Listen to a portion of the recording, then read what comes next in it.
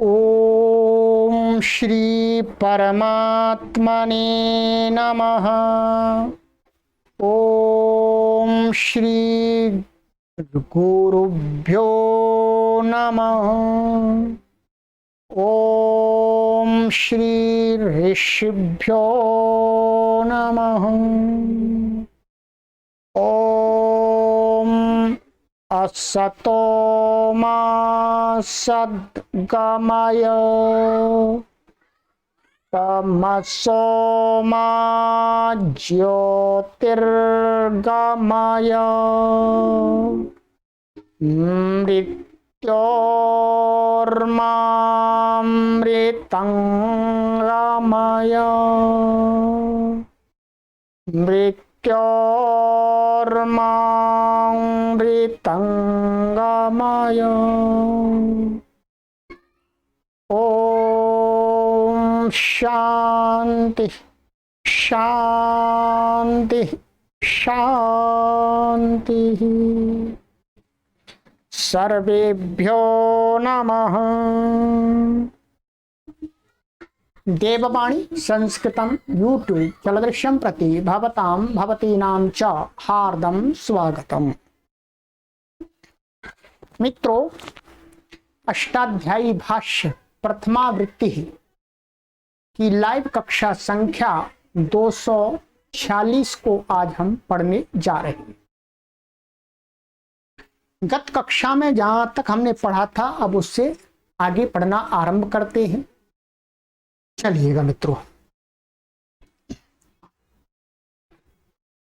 ये चौथा पाद हमारा चल रहा है प्रथम अध्याय का, और हमने आपको पढ़ा दिया है द्वे कयोर द्विवचनई कवचने तक के सारे सूत्र हमने आपको पढ़ा दिए। ये आपको हमने पढ़ा दिया है यहाँ तक सूत्र संख्या 1, 4, 22 तक। ठीक है, यहां तक आपको पढ़ा दिया। अब एक नया प्रकरण आरंभ हो रहा है मित्रों, कारक प्रकरण।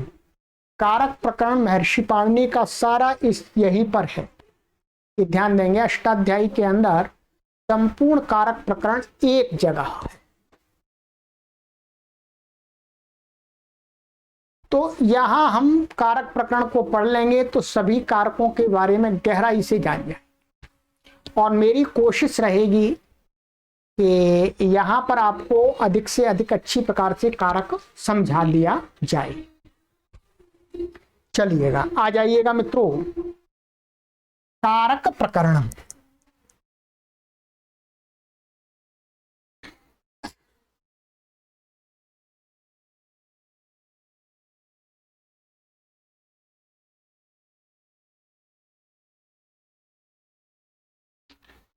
कारके।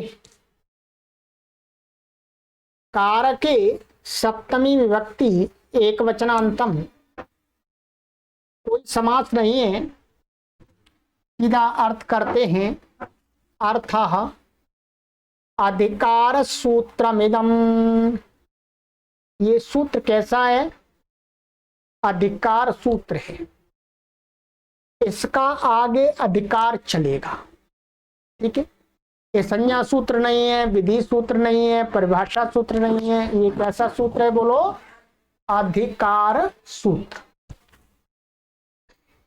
कहते हैं तत्प्रयोजको हेतुश्च 1:4-55 इति यावद यदित ऊर्ध्वमनुक्रमिष्यामः कारके इत्येवं तद वेदितव्यम्। कहते हैं कि आगे सूत्र आएगा तत्प्रयोजको हेतुश्च। ये सूत्र संख्या है आपकी 23 और ये सूत्र संख्या है आपकी 55। यही पाद है, चौथा पाद है। यहां से लेकर के इस सूत्र तक, सूत्र 55 तक, इस सूत्र का अधिकार जाएगा। अर्थात इससे पहले पहले जाएगा। यहाँ लिखा है इति यावत यद इता ऊर्ध्वम। माने इस सूत्र से पहले पहले जो भी कुछ होगा, पहले अर्थात ये भी आ जाएगा उसके अंदर, तो वहां तक क्या जाएगा, कारक जाएगा। आइएगा मैं अष्टाध्यायी में आपको दिखा देता हूं कि वो कौन कौन से सूत्र हैं। देखिएगा, हम यहां पर खड़े हुए हैं, अभी कहां खड़े हुए हैं, यहां खड़े हुए हैं कारके, ये अष्टाध्यायी है, ठीक है। यहां पर खड़े हुए हैं तो यहां से लेकर के ये सारे सूत्रों में कारके का अधिकार चलेगा। कहां तक चलेगा बताया, 58 तक, 55 तक, सॉरी, यहां तक चलेगा मित्रों, मानिएगा। इतः ऊर्ध्वम का अर्थ है यहां तक वास्तव में, परंतु ये जो सूत्र है ये भी इसी का अंग है, ठीक है। तो ऐसा कह सकते हैं कि यहां तक चलेगा। जो भी कुछ कहा जाएगा वो कारक के अधिकार में ही कहा जाएगा। यदि वो कारक है तभी उसकी संज्ञाएं होंगी। ये संज्ञा प्रकरण है, ठीक है। जिसके अंदर आपको कर्ता संज्ञा रखी बताई जाएगी, कर्म संज्ञा बताई जाएगी, करण संज्ञा बताई जाएगी, करण क्या होता है, संप्रदान संज्ञा बताई जाएगी, अपादान संज्ञा बताई जाएगी, और अधिकरण संज्ञा, अधिकरण क्या होता है ये बताई जाएगी। हम कहते हैं कर्ता कारक, कर्म कारक, करण कारक, संप्रदान कारक, अपादान कारक और अधिकरण कारक। कारक इसलिए कहते हैं क्योंकि इन सूत्रों में, जिन सूत्रों से ये नाम रखे जाते हैं, उनमें कारके का अधिकार चलता है, ठीक है। कारके सूत्र, कारके जो सूत्र है उसका अधिकार चलता है, इसलिए इनको हम कारक बोलते हैं। अपादान कारक बोलते हैं, कर्ता कारक बोलते हैं, ध्यान दीजिए। कारक इसीलिए बोलते हैं क्योंकि कारक का अधिकार में है ये, ठीक है। चलिए, तो यहां तक जो भी हम पढ़ेंगे वो सब कारक माना जाएगा, ठीक है। कारक के अंतर्गत कार्य होंगे। आइएगा,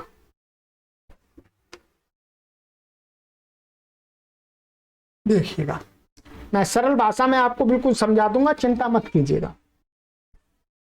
ये आपने पंक्ति समझ ली, तत्प्रयोजको हेतुश्चा इति यावद् यद इतः ऊर्ध्वम् अनुकर्मश्यामः कारके इत्येवं तद वेदितव्यम्। माने यहां तक मानिएगा, यहाँ सूत्र से पहले पहले अर्थात इस तक जो भी कुछ कहा जाएगा वो कारक के अधिकार में जानना चाहिए। यथा उदाहरण दे रहे हैं, आगे पढ़ाएंगे। ध्रुवमपाये पादानम इत्यत्र कारके इति अनुवर्तते। कारके की अनुवृत्ति आ जाती है इसके अंदर, अधिकार है, इसलिए कहते हैं कारक शब्द का अर्थ। ध्यान दीजिएगा, वास्तव में मैं आपको कारक शब्द का अर्थ बता देता हूं पहले ही। कारक शब्द का अर्थ है कारका बराबर हेतु अथवा निमित्त।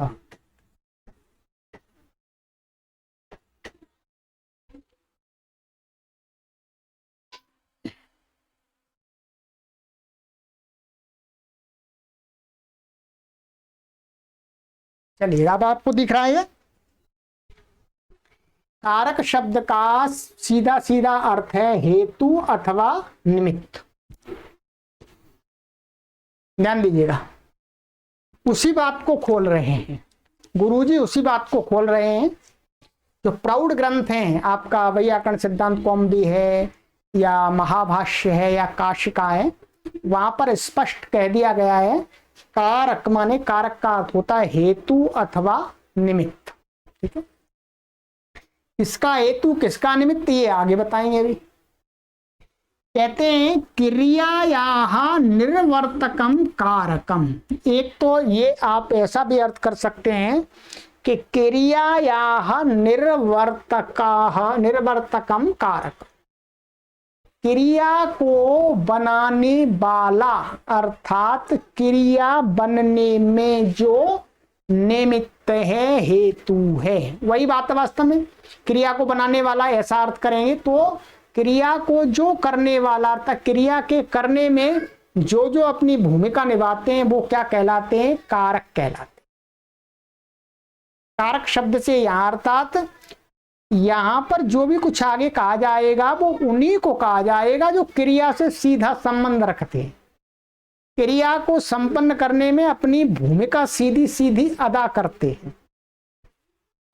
कहते हैं गुरुजी, अथवा आप ऐसा मान लीजिएगा क्रियायामिति वा, क्रियायामिति का वा का अर्थ होता है कि क्रिया निमित्ते सती, माने क्रिया के क्रिया में निमित्त, अतः क्रिया का निमित्त होने पर जो भी क्रिया करने में निमित्त बनेगा, कारण बनेगा, हेतु बनेगा, वह कारक है। कारक शब्द का स्पष्ट अर्थ कर दिया इन्होंने गुरुजी ने। कारकम कहते हैं तच्च विवक्षाधीनमिति वेदितव्यम, और ये भी ध्यान रखना है आपको कि जो कारक है वो विवक्षाधीन है, अर्थात वक्ता अथवा लेखक की इच्छा के ऊपर निर्भर करता है कि वो किसको कौन सा कारक बनाना चाहता है, किस प्रकार का हेतु बनाना चाहता है। ठीक है, एक बार हम ये भी कह सकते हैं पेन लिखता है, देखिए पेन लिखता है और मैं पेन से लिखता हूं, क्रिया तो लिखना ही हो रही है, परंतु एक बार मैं पेन से लिखता हूं तो ये पेन क्या बन रहा है, साधन बन रहा है, ये कारण कारक बन जाएगा।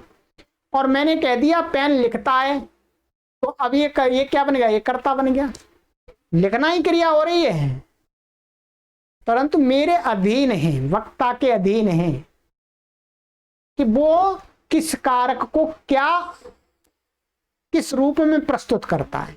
इसी बात को गुरुजी ने कहा कि तच्चक विवक्षाधीनम, कि जो वक्ता है वो क्रिया में कारक को किस प्रकार से देखता है। आइएगा इसकी हिंदी पढ़ लेंगे तो और आपको समझ में आ जाएगा। वैसे हिंदी तो मैंने बता ही दी, फिर भी बड़े श्रेष्ठ लोगों की लिखी हुई भाषा को पढ़ते हैं तो और अच्छी तरह से समझ में आ जाता है। ये तो गुरुजी हैं, तो गुरुजी ने जो भाषा लिखी है उसको यदि मैं आपको पढ़ के बताऊंगा वैसी की वैसी तो आपको और अच्छी समझ में आएगी। चलिए, कहते हैं कि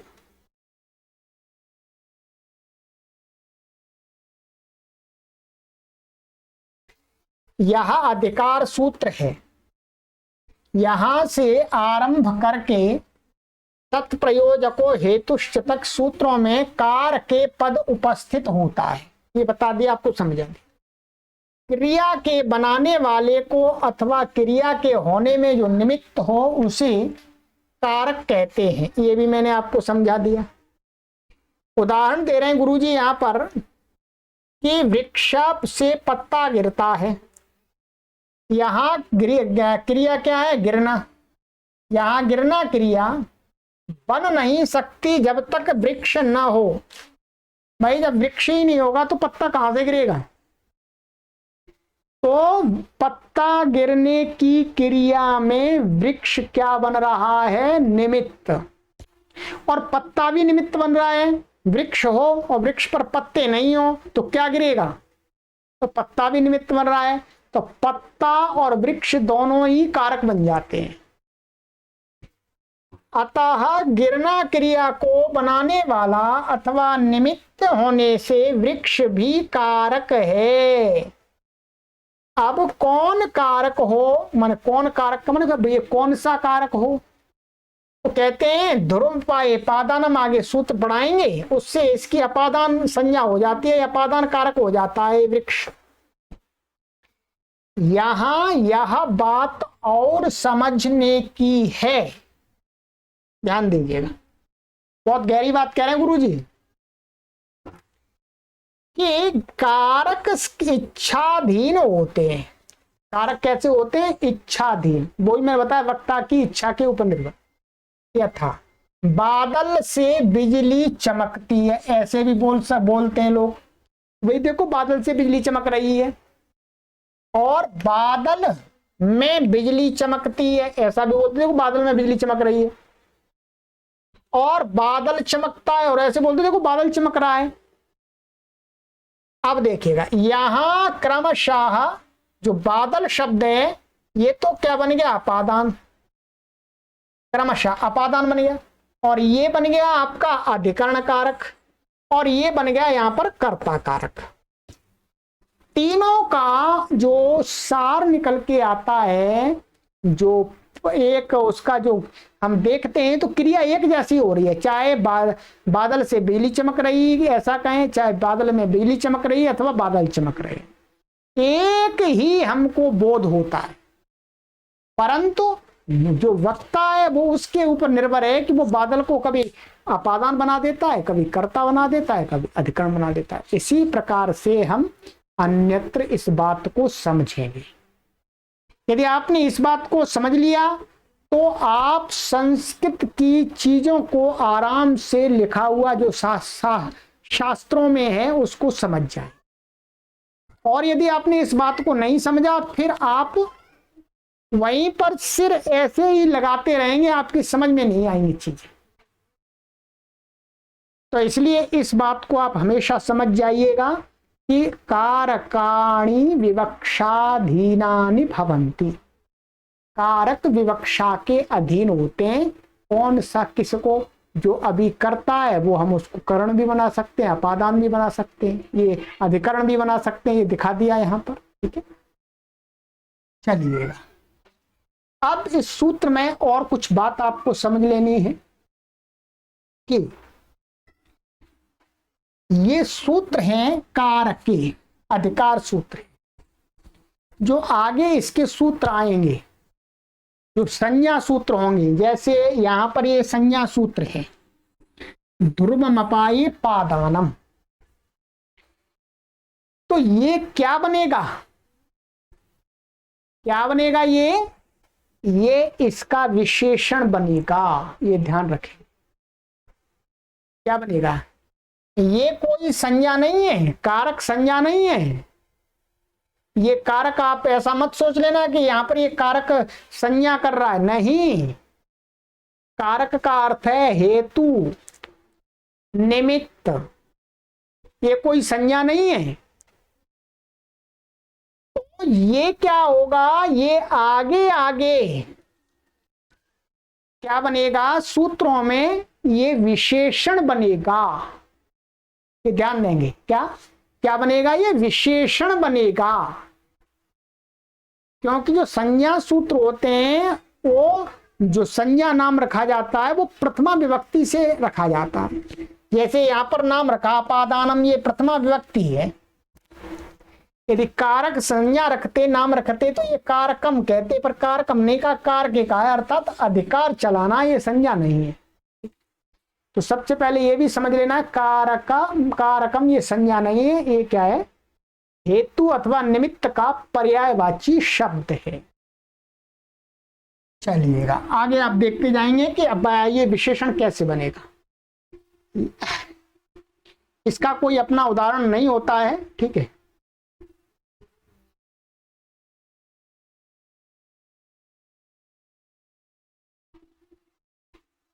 आइएगा अब हम देखते हैं पहला सूत्र।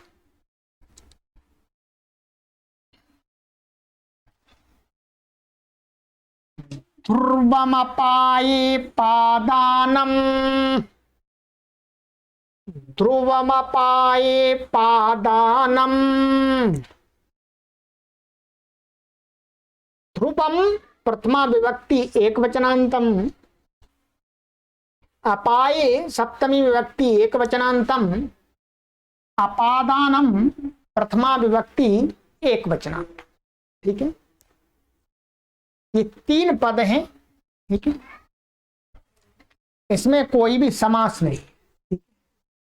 ऊपर से अनुवृत्ति आ रही है कारके, अर्थ कारके का अधिकार चलेगा। आइएगा अर्थ क्रियायाम सत्याम अपाये अर्थात विभागे यद ध्रुवम तत्कारकम अपादान संज्ञकम भवति। ठीक है,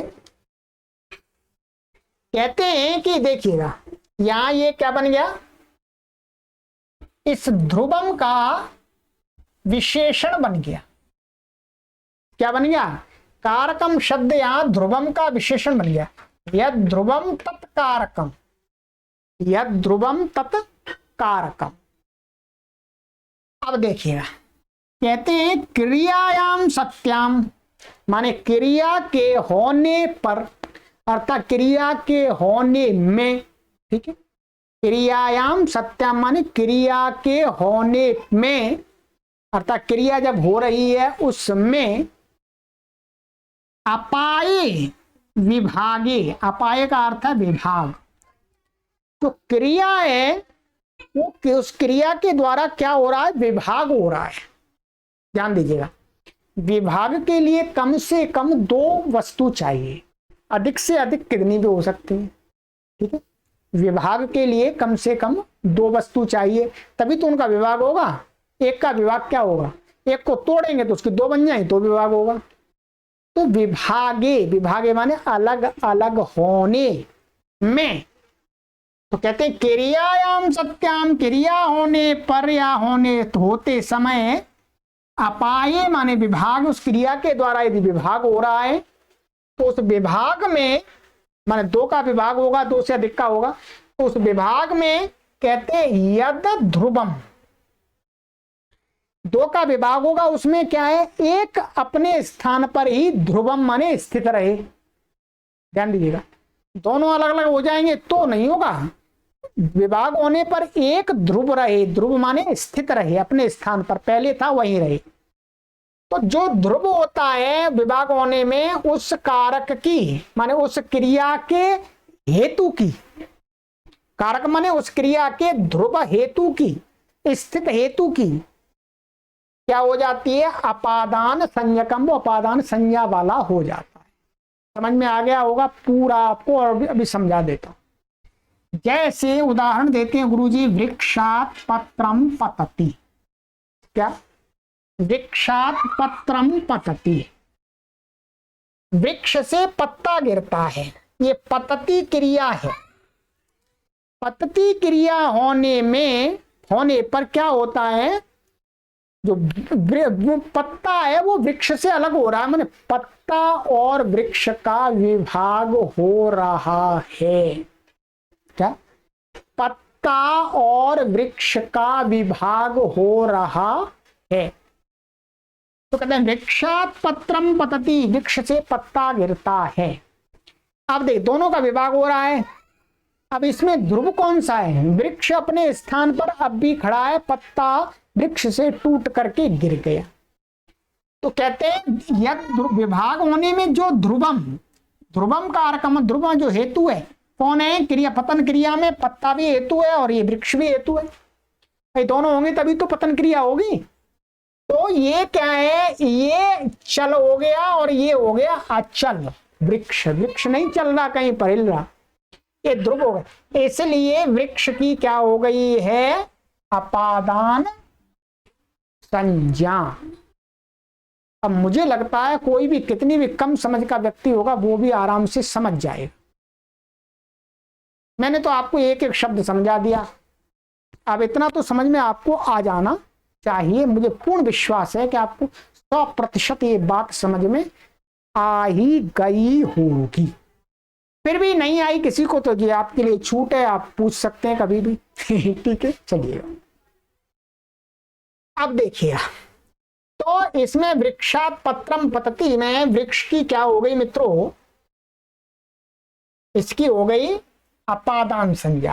वृक्ष शब्द की अपादान संज्ञा होने से क्या हो जाता है, उस संज्ञा का लाभ क्या है, प्रयोजन क्या है। प्रयोजन ये है कि विभक्ति प्रकरण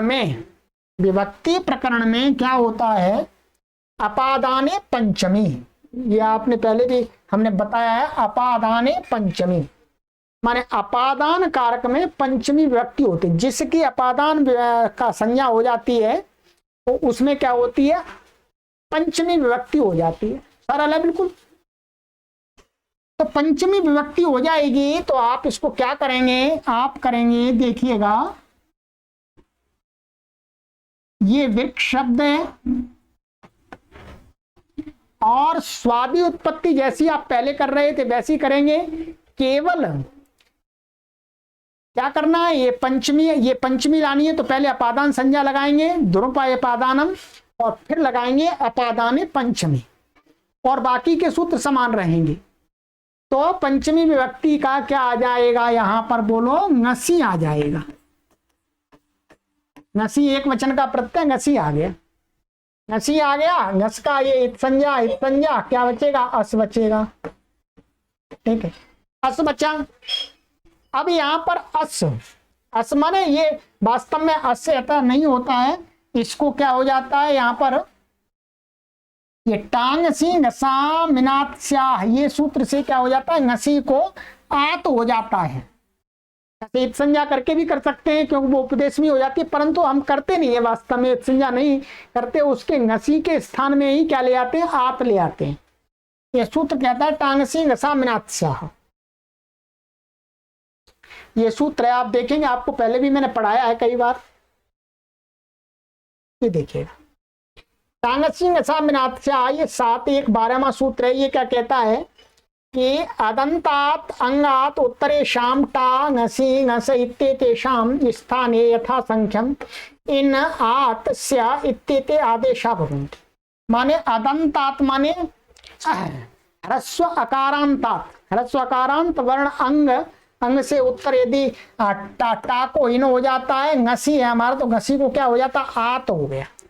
आत हो गया, अनेकालशित सर्वस्व सारे के स्थान में हो जाएगा। ठीक है, तो ये आपका कहाँ गया, ये गया, तो इसको क्या हो गया, आत हो गया। तो वृक्ष और ये आत और अका सवर्ण दीर्घ, तो क्या बन गया, वृक्षात बन गया। कोई परेशानी नहीं है, बस ये मैंने आपको बना के दिखा दिया एक, बस इतना ही है। इसी प्रकार से ग्रामाद आगच्छति, कोई व्यक्ति है वो गांव से आता है, तो आना क्रिया के द्वारा वह व्यक्ति गांव से अलग हो रहा है। गांव अपने स्थान पर ही है, व्यक्ति अलग हो रहा है। तो जो स्थिर है, जो ध्रुव है गांव, वो उसकी अपादान संज्ञा हो गई, अपादान पंचमी से पंचमी हो गई, पूर्वत हो गए। और ये जो द है, ये झलाम जशो अंते से क्या हो जाएगा, पद संज्ञा है इसकी, सुप्तिगंतम पदम से, तो क्या हो जाएगा, इसको जश हो जाएगा, माने त को द हो गया झलाम जशो अंते से। ठीक है, था तो तई है ग्रामात, पर यहां संधि हो गई है झलाम जशो अंते से। ऐसे ही पर्वतात, पर्वतात अवरोहति, पर्वत से उतरता है। ठीक है, तो पर्वतात, पर्वत, तो पर्वत से पंचमी है, पर्वत से उतरता है मतलब पर्वत से अलग होता है, तो वहां पर भी अपादान हो गया। पर्वत का पर्वत तो अपने स्थान पर स्थित है, तो ये आपको पंचमी हो गई। ये बिल्कुल सरल है, आपको मैंने समझा दिया, कुछ भी इसमें कठिनाई नहीं।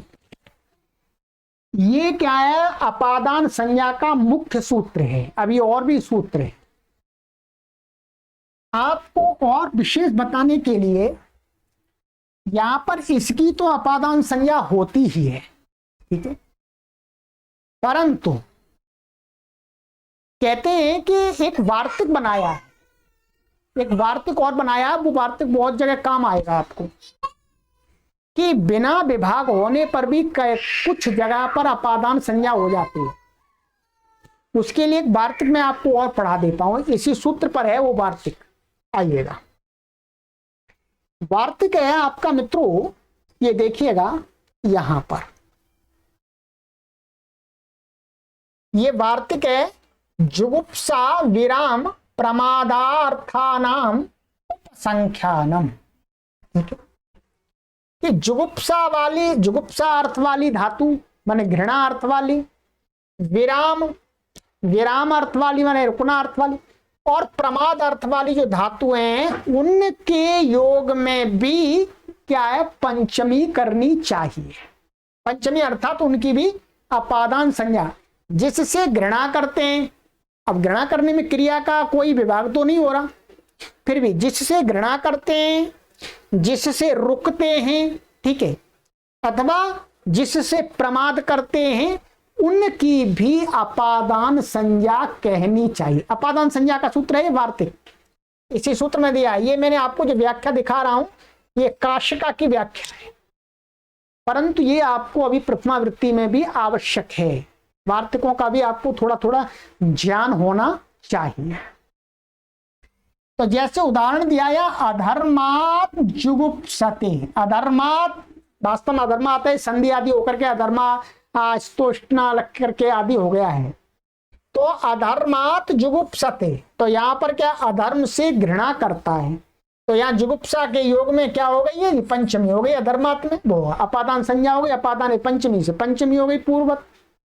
ऐसे अधर्मात विरमति, माने अधर्म से रुकता है, अधर्म से रुकता है। तो यहाँ पर विरम, वी पूर्व रम धातु है, तो यहाँ पर इसमें अपादान संज्ञा होकर के अधर्मात में पंचमी हो गई। इसी प्रकार से धर्मात प्रमाद्यति, धर्म से प्रमाद करता है, तो धर्मात में पंचमी हो गई। प्रमाद जिससे करता है धर्म से करता है। ये ध्यान रखेंगे, ये वार्तिक इसलिए बनाना पड़ा क्योंकि यहां पर कोई विभाग नहीं, यहां कोई विभाग नहीं क्रिया के द्वारा, परंतु यहां पर भी हमें पंचमी दिखाई देती है शास्त्रों के अंदर, इसलिए ये वार्तिक बनाना पड़ा है अलग से।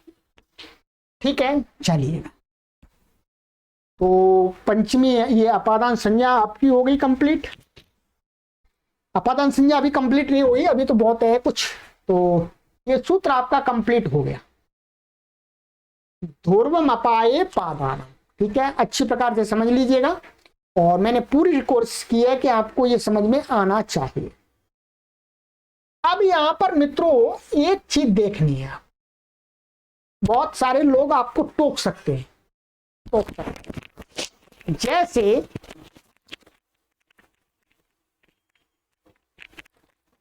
आपको उदाहरण दे सकते हैं कि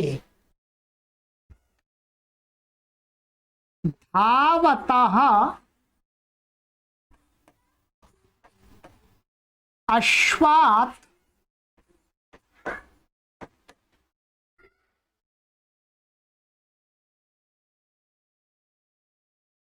मनुष्यः पतति। ध्यान दीजिए, ये उदाहरण मैं इसलिए दे रहा हूं क्योंकि आप ऑनलाइन पढ़ रहे हैं और ऑफलाइन पढ़ाने वाले अपने ईगो को दिखाने के लिए और आपको थोड़ा नीचा दिखाने के लिए ये आपको रोकने का प्रयास कर सकते हैं और आपको ऐसा अनुभव कराने का प्रयास करेंगे कि आपने ठीक नहीं पढ़ा। तो मैं आपको पहले ही ठीक पढ़ा देता हूं, ठीक है मैं पहले ही ठीक पढ़ा देता हूं आपको। देखिए, धावतः अश्वात् मनुष्यः पतति, इसका अर्थ है दौड़ते हुए घोड़े से, क्या दौड़ते हुए घोड़े से मनुष्य गिरता है। अब यहां पर क्या है, अश्व की अपादान संज्ञा हुई है। आपको कोई प्रश्न ये कर सकता है कि भाई घोड़ा भी दौड़ रहा है, घोड़े के ऊपर आदमी बैठा था, ठीक है, घोड़े के ऊपर आदमी बैठा था और घोड़ा तो दौड़ रहा है, घोड़ा तो दौड़ रहा है। तो यहां पर जब घोड़ा और मनुष्य का दोनों का विभाग हुआ, उसकी पीठ से अलग गिर गया मनुष्य, पतति क्रिया के द्वारा विभाग हो गया। विभाग होने पर क्या है, मनुष्य अलग गिर गया, घोड़ा दौड़ता जा रहा है। तो ये शंका उपस्थित हो सकती है कि इसमें घोड़ा ध्रुव तो रहा ही नहीं। इस बात को समझ लेना है। यहां पर क्या है, ध्रुव का मतलब है कि जो चीज जिस गति में है उसी गति में स्थित बने रहना। ध्यान दीजिएगा, ध्रुव का अर्थ क्या है, जो वस्तु जिस गति में विद्यमान है, जिस स्थिति में विद्यमान है उसी स्थिति में बने रहना। और दूसरा, अपनी गति से च्युत हो जाना। ध्यान दीजिएगा, यहां घोड़ा निरंतर दौड़ता जा रहा है, परंतु मनुष्य उसके ऊपर बैठा था, वो गिर गया, अलग विभाग हुआ। तो यहां ध्रुव का अर्थ क्या है, घोड़ा तो अपनी उसी गति में है, दौड़ने वाली गति में ही है, इसलिए वो ध्रुव है। मनुष्य ध्रुव नहीं रहा, क्योंकि वो भी दौड़ रहा था, उसके ऊपर बैठा बैठा वो अब गिर गया तो वो रुक गया, तो वो अध्रुव हो गया। ठीक है, तो इसलिए ध्रुव का अर्थ ये मत मान लेना कि वहीं खड़ा है, ऐसा नहीं है। क्यों नहीं है? क्योंकि दुनिया में कोई भी ऐसी चीज नहीं है जो गति नहीं कर रही है। पेड़ भी तो निरंतर बहुत तेजी से भाग रहा है। पृथ्वी तो घूम रही है बहुत तेज, पृथ्वी तो बहुत तेज घूम रही है, परंतु पृथ्वी की गति के साथ ही तो वृक्ष चल रहा है, इसलिए वो वृक्ष ध्रुव कहा जा रहा है। ठीक है, कोई आपको ऐसा, इसलिए मैंने बताया ध्रुव का अर्थ है कि जो वस्तु जिस गति में है उस गति में रहते हुए ही उससे विभाग हो रहा है, बस इतना अर्थ है ध्रुव का। क्योंकि संसार में कुछ भी ध्रुव नहीं है। ध्रुव अर्थात एकदम स्थिर नहीं है, सब कुछ भागा जा रहा है। हम भी पढ़ा रहे हैं तो बहुत तेजी से भाग रहे हैं, कितनी देर से पढ़ा रहे हैं, न जाने कितने किलोमीटर आगे निकल गए हैं। ठीक है, पृथ्वी खूब घुमा रही है, बहुत तेजी से ले जा रही है, इस बात को आप मानते हैं? ये सैद्धांतिक बात है, ठीक है, ये वैज्ञानिक बात है। तो ध्रुव का अर्थ यही है कि अपनी स्थिति में, भाई मैं अपनी स्थिति में हूं, वर्तमान हूं, जिस पृथ्वी पर जिस जगह खड़ा हूं उस जगह ही तो मैं खड़ा हूं, अब भी उस जगह पर तो यहीं खड़ा हुआ हूं मैं। ऐसा तो नहीं है कि मैं जहां खड़ा था और मैं वहां से हट गया, नहीं, पृथ्वी के साथ ही साथ चल रहा हूं। ठीक है, इसलिए मैं ध्रुव कहा जाऊंगा। तो इसी प्रकार से आपको यहां समाधान इसको देना होता है, इस बात को समझ लीजिएगा। ये बहुत सारे लोग आपको पूछेंगे, इसलिए मैंने आपको पहले ही सतर्क कर दिया है कि आप झट से उनको उत्तर दे देंगे, भाई ये उत्तर है इसका, ये उत्तर है। ठीक है, हमने आचार्य श्रवण जी से पढ़ा है, इसलिए चलिएगा। तो मित्रों इस प्रकार से आपको समझ लेना है। आगे ध्रुवम का अर्थ है अपनी जो गति है उसमें स्थित रहना। ठीक है, चलिए ये हो गया मित्रों। चलिएगा आज की कक्षा को हम यही विराम करेंगे और आगे की कक्षा में ये और भी अपादान संज्ञा के सूत्र हैं उनको पढ़ेंगे। ठीक है, समझिएगा, अच्छे समझ करके पढ़िएगा मित्रों। मेरा यही प्रयास है कि मैं करोड़ों लोगों को आपको सिद्धांत, जो व्याकरण के सिद्धांत की बातें हैं उनको समझा दूं। चलिए, सर्वेभ्यो नमः।